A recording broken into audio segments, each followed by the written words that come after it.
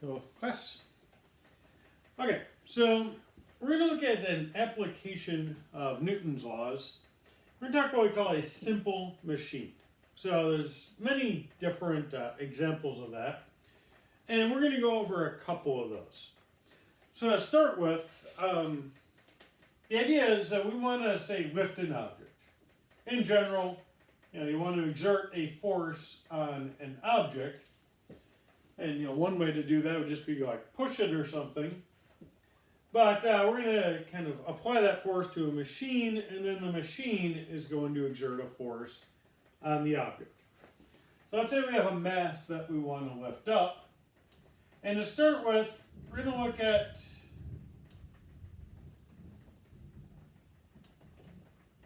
a very simple pulley here.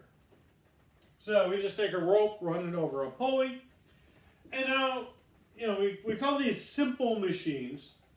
Basically, what we're doing is we're ignoring like real-world things like friction. So, and a couple other factors. Like we'll see later, if you want to, if you pull on this rope, you're going to cause this pulley to rotate, and that's going to take some effort as well. But we're going to ignore that. We're just going to say that we pull on this rope, the rope is going to lift up this mass. And so the question is, how much force would we need to apply to this rope to lift that mass? And the answer is very simple. It would just be mg. So we have gravity downwards with a magnitude mg. And whatever force, here, let's write it like this. Whatever force we apply to the end of the rope gets transmitted to the object. We're using our slight approximation, but a very good one. So ropes just transmit forces with no loss. Okay, so again, we're dealing with simple machines here. And so if we want to lift this, we want to do is lift it with as little effort as possible. So we're going to lift it at a constant speed, which means there's no acceleration, and so the net force is zero. So if gravity is acting downwards, then we have to exert an upward force to balance gravity, and then we can lift it at a constant speed. Now, what is the purpose of this machine? Not so much. Because if you just want to lift the object directly, you'd apply that exact same force, lift it directly. The only difference here is we're changing the direction. So instead of exerting an upward force, we're exerting a downward force. That's all this machine is doing. But we're going to look at a different example using a combination of pulleys. Now, we probably wouldn't actually build a machine like this, but just for the sake of the drawing, it works better if we draw it like this. I mean, we could do this, but there's a more compact way of doing it. But just for visually, this will be easier to see. So now we have two pulleys. So we've got one rope here, two pulleys, and let's say this pulley is attached to the mass. So the question is, how much force do we have to apply to this rope to lift the mass now? And let's draw, again, simple machine. We're going to make some approximations here. So first off, how this works is we've got this pulley here, which is being supported by the rope. And so as we pulled on this rope here, we're lifting up this pulley, which is also lifting up the mass. So the force required, we should take the pulley itself into account because we're lifting that as well. But we're going to assume that the mass of this pulley is very small compared to the mass that we're trying to lift. So we'll ignore that. And let's kind of zoom in on this portion here. So we've got this pulley with a mass connected to it.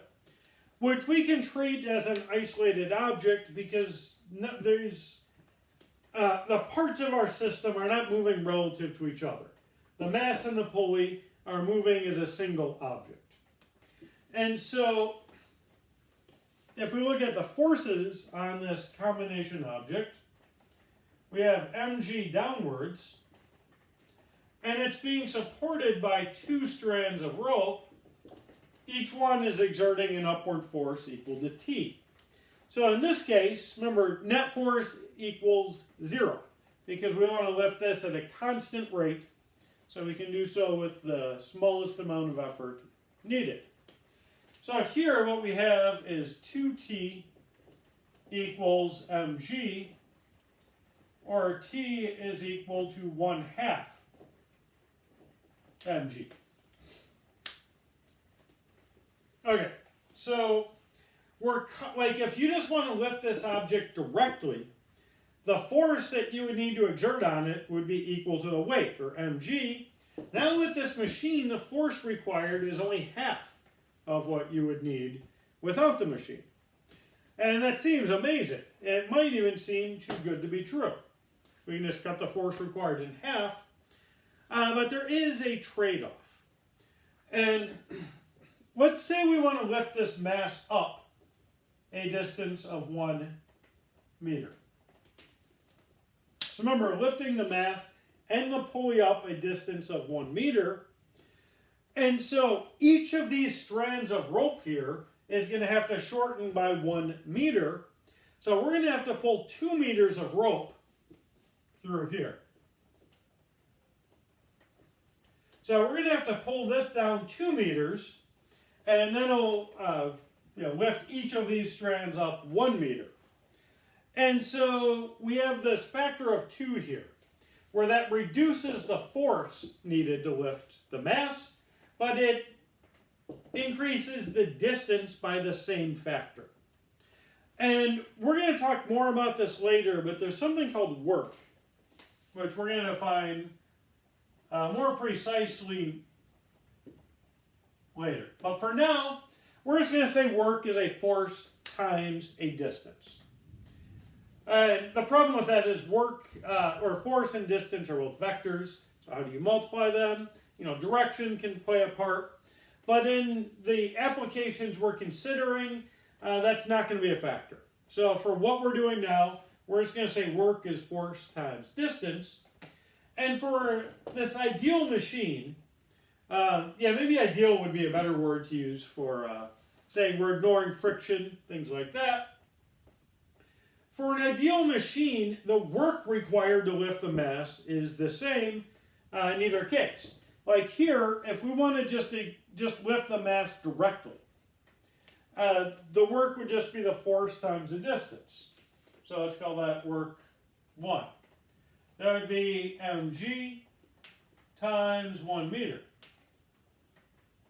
Now, using the machine, the force is only half of what we needed before. So force is 1/2 mg. But we have to raise it. We have to exert that force through a distance of 2 meters. And so, again, the 1/2 and 2 cancel out. And, the work required is the same.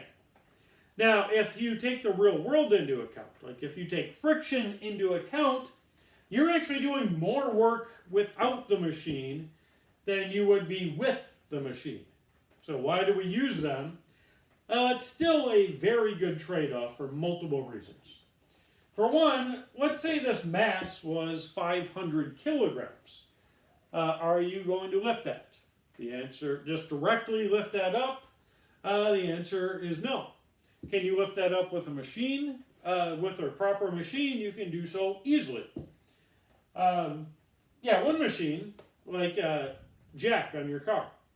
That's another type of machine where you have a pivot point. You have like a fulcrum. It can rotate about a pivot. And we could consider this as a machine as well. Actually, I kind of drew that backwards.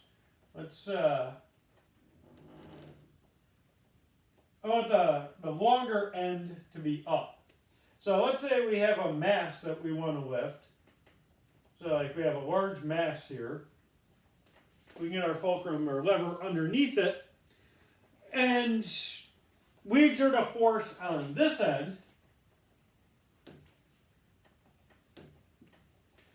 and you can imagine just rotate. Let's say we exert a force through like a certain angle.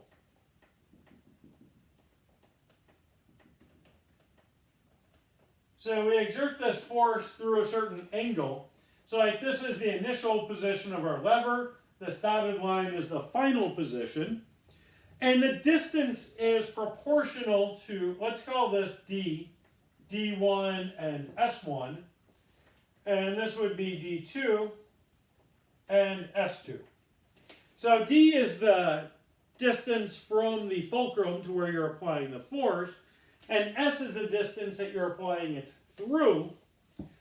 And S is proportional to D.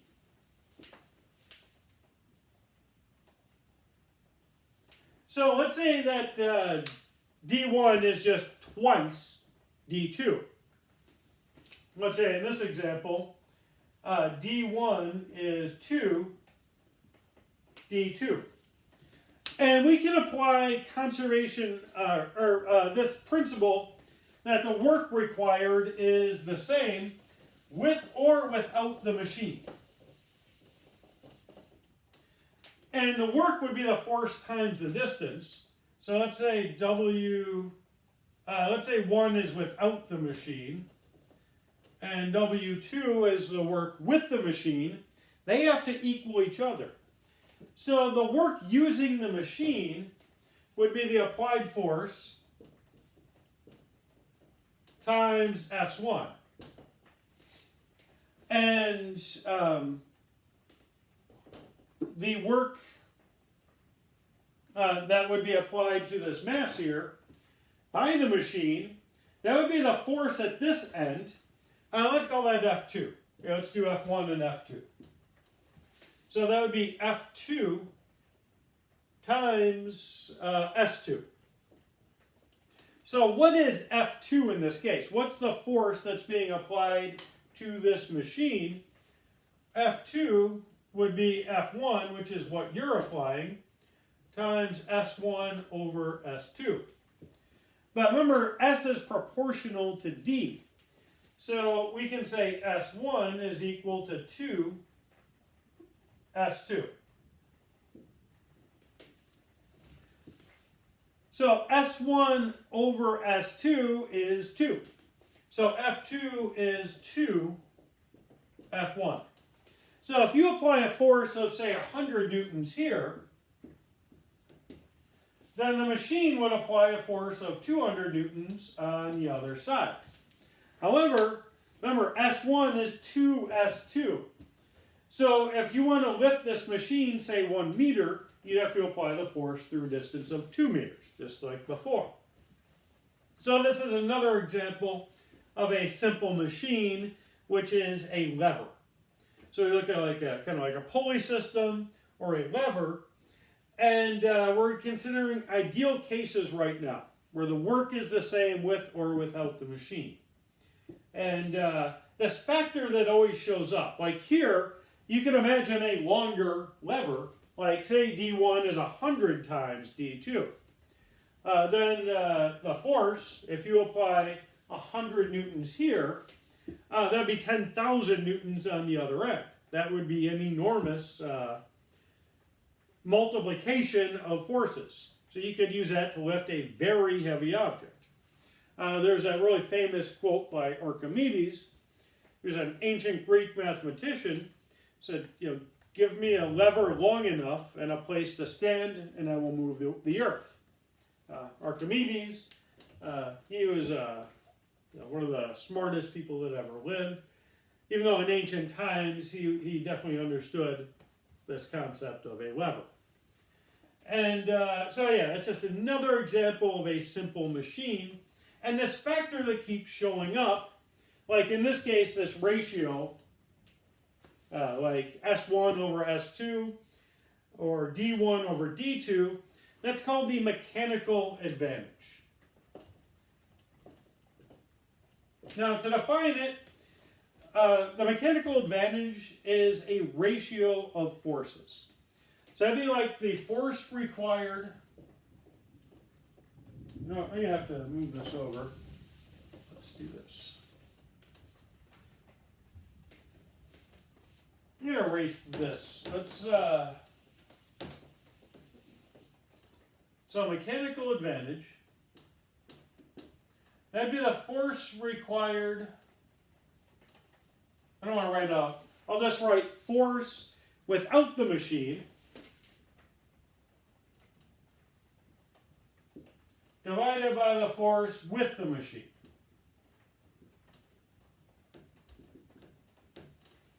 So let's look at that example of that pulley system that I erased.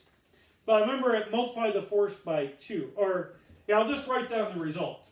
The force without was just the weight of we're lifting up a mass. But with either that lever or that pulley system, the force with the machine was 1/2 mg. So if we calculate the mechanical advantage, that'd be force without, that would be mg, and then we divide by 1/2 mg, and we get a mechanical advantage of 2. Now, we have to make a distinction, though, between these ideal machines that we're talking about and what would happen in the real world. So, if we define the ideal mechanical advantage, I'm not going to redefine it. Mechanical advantage is always force without the machine divided by the force required with the machine. But I'm just going to write down the, here we have ideal mechanical advantage and actual mechanical advantage. So ideal mechanical advantage is what we get by ignoring the real world. That's what we've been doing. But the actual mechanical advantage, it's defined in the same way, except in this case, the force with the machine would be different than what we get in the ideal case. Like if you had that pulley system, you'd have the mass of the pulley itself that you're lifting, so that would require some additional force. So if you increase this number, you can see the mechanical advantage is going to go down. Real machines are always going to require more force than these simple calculations where we ignore things like friction. And so if we increase the force required with the machine, we can see that the mechanical advantage will decrease. So the ideal mechanical advantage is the maximum mechanical advantage you can get out of a machine. We define something here called the efficiency, which would be the actual mechanical advantage divided by the ideal mechanical advantage. And the maximum efficiency you can get is 1. If you use a real machine, if you were to create a machine that had no losses due to friction or anything like that, then the actual mechanical advantage would equal the ideal mechanical advantage, and that would be an efficiency of 1, which is often stated as a percent, like 100% efficiency. If you have a bad machine, the actual mechanical advantage could be, like say half of the ideal case, then you'd have an efficiency of 50%. So, yeah, kind of defining a lot of things, but, okay, so these are just a couple simple machines. There's actually a picture I want to show. Like, that pulley system looked kind of ridiculous, and again, you wouldn't actually build something like that. But this is an example of a pulley system. This would be a 4-to-1 mechanical advantage.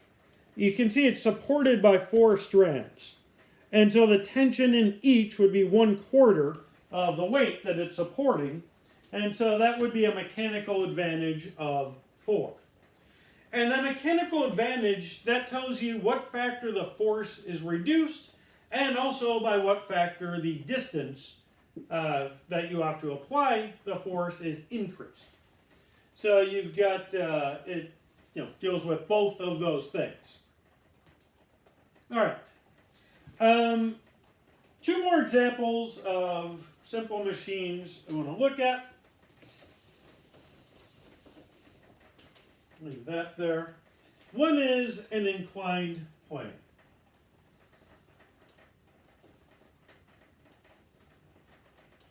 So let's say we have a mass we want to lift up a height h. Like say this is the roof of a building or something. And this object is too heavy to lift. Oh yeah, so I mentioned earlier, like, in the real world, using these machines actually takes more energy than just doing things directly. But the one advantage is, like, if you have an object that's too heavy to move directly, a machine can make that possible. Another advantage, though, is even if it is an object you can lift directly, using a machine can just make your job a lot easier. It might take a little longer, but it's very often worth it. You don't have to struggle. You can turn a small force into a large force and kind of effortlessly lift something. Like a great example of a lever would be using, like, jacking up a car. So you have a car, you have a basic lever system. Like here's your car. Well, you don't really put it under the tire, you put it in the frame of the car.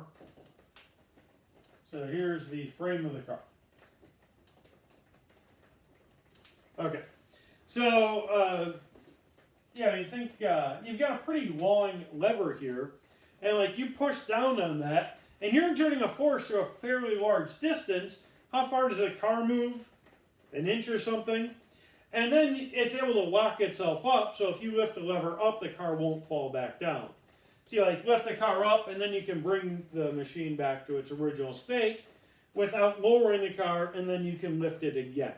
And you can keep repeating that simple process. If you've ever jacked up a car, it does not take too much effort to do that. And again, it's probably not something you can do just lift a car directly.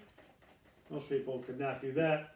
Unless it's one of those smart cars, then you can lift those up with no problem. But yeah, so it's very good to expend a little extra energy, but the reduction of force is usually worth it. So anyways, we want to lift something up an inclined plane, and we can do it directly, or we can push it, let's push this object up a ramp. So we want to lift it up a height h. So again, you want to push this up a ramp. So let's say here's our force applied. This is what you're pushing here. So you're expending that force. You're applying that force. What force is actually required to lift this mass? So what other forces are acting here? We have a normal force, and we have gravity. So these are the three forces that are acting on this ideal system. Or I say this is an ideal system because we are ignoring friction. In the real world, friction can be very significant. And let's say a ramp has an angle theta. So the question is, how much force do we know our force required with the machine. Let's calculate the ideal mechanical advantage of this machine. So the force required with the machine, or without the machine, is just mg. So we need to find what force do we need using this machine. And, oh yeah, I didn't label the normal force. Okay, so we've got these three forces because we're ignoring friction. So what we're going to do is we're going to draw this coordinate system like in the direction that the object's actually moving. So like this is our XY coordinate system. And this inclined plane, this is something that's going to come up fairly often. So we'll work this out a few times, but this is our first example. So again, this dashed line, or x-axis, that's parallel to the incline until these two angles are equal. Now, just to make things easy, let's say that theta happens to be 30 degrees. If this is 30 degrees, what is this angle? Well, that's got to be 60 degrees. Using that theorem in geometry that every angle you care about is either theta or 90 minus theta. I made that up. It's not a real theorem, but it works as much as real ones do anyways. But yeah, I mean, it's just 180 degrees in the triangle. This one's a right angle, so 90 for these two. So if that's 30, this one has to be 60. And that makes this angle 30, or theta. So we have, let's kind of do this off to the side. We have gravity is downwards. And then this is the direction perpendicular. So like the x-axis, we have to make sure we draw the right triangle, which also happens to be a right triangle. Yeah, we want like our x and y components. So the x component is along the incline, the y component is perpendicular. That's where our right angle is. And so just breaking into components, this would be mg cosine theta. This one is mg sine theta. And so you can see in the x direction, we have mg sine theta down the incline.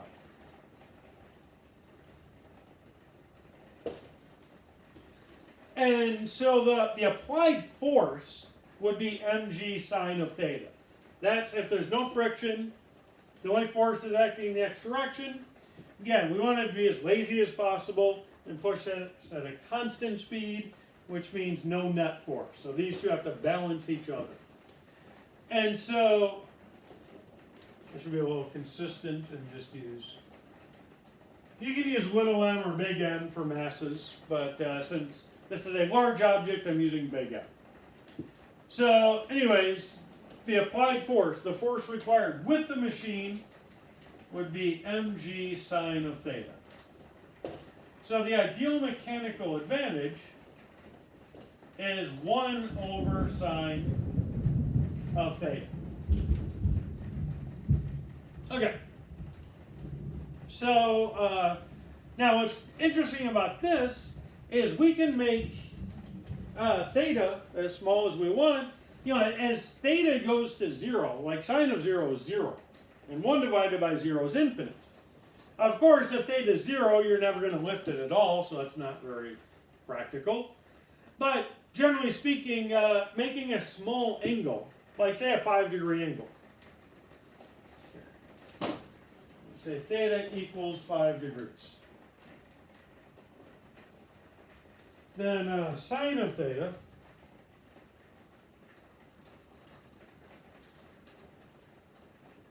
is 0.087.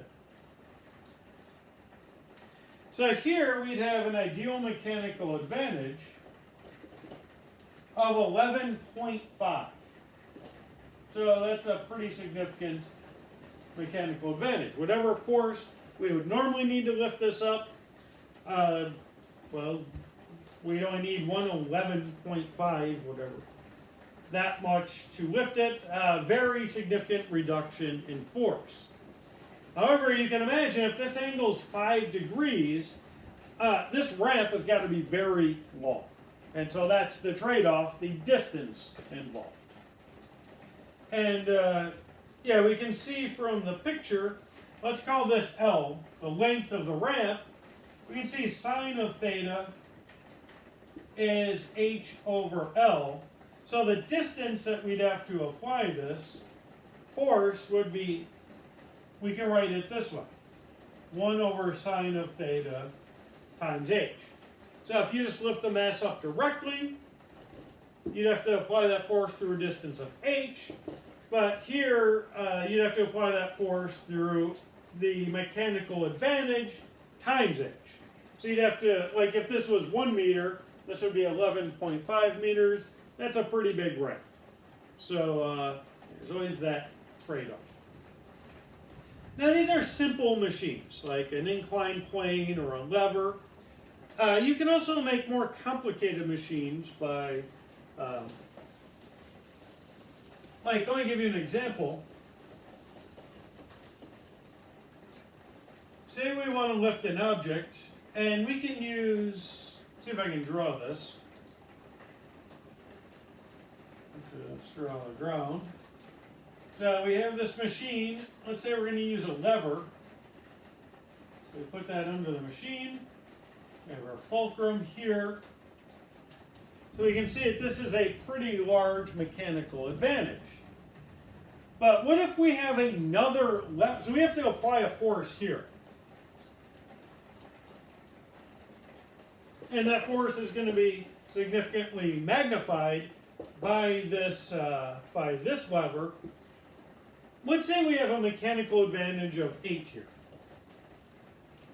I'm going to call this MA2. Let's say that's 8. But what if we have a similar lever that we can use to apply this force? So we have to have another lever here. Then have to be kind of angled the other direction. So we'd have to push off a ceiling. So let's say let me draw the lever first. So yeah, we have to have a ceiling here to push it off of. And we have like a fulcrum here.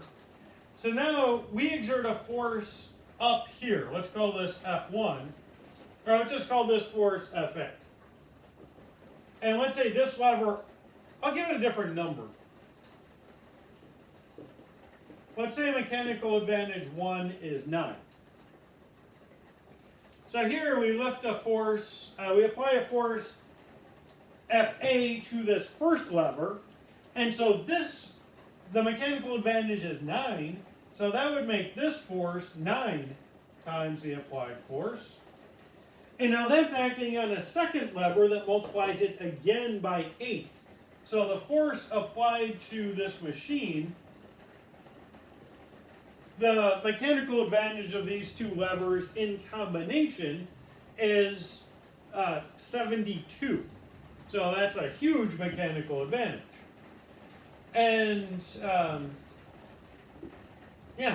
and it wouldn't have to be 72 times.